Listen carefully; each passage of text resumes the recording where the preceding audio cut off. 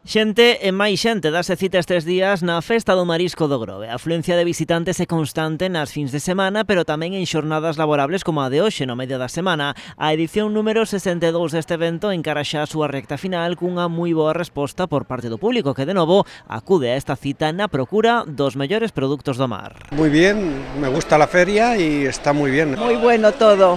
Bueno, buenísimo. Todo muy bien, todo lo que comimos estaba muy bien, muy rico todo. Es la primera vez que estamos aquí disfrutando de esto y está genial. Durante estes días o municipio convértese nun dos grandes referentes do turismo en Galicia grazas á gastronomía. Ata aquí chegaron estes días visitantes de todo o mundo. We're from Belgium.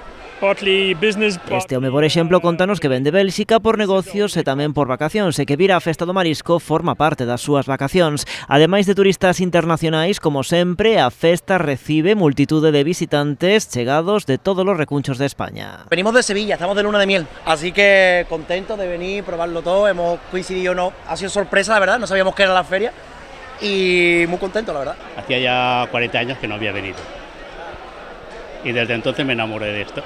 Que digo, cuando puedo, vuelvo. Somos de Burgos, bueno, yo vivo en el País Vasco, ellos son de Burgos, ella vive en Marín y bueno, es la primera vez que venimos aquí. Vengo desde Murcia y estamos aquí con unos amigos. E mesmo topamos mecos que volven a casa pola Festa do Marisco. Como boa persoa do Grove, pois veño esta vez que estou fora a probar esta festa e este marisco de calidade.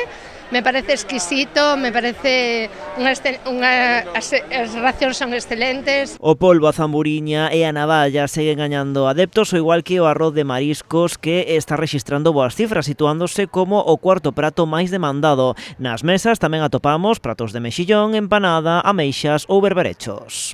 Lo mejor de lo mejor, las zamburiñas para mí. Y después los mejillones están muy buenos, hemos comido mejillones, zamburiñas, hemos comido pulpo. Cogimos un montón de cosas, zamburiña, mejillones, berberecho, ¿qué más era, Laura? Y almejas.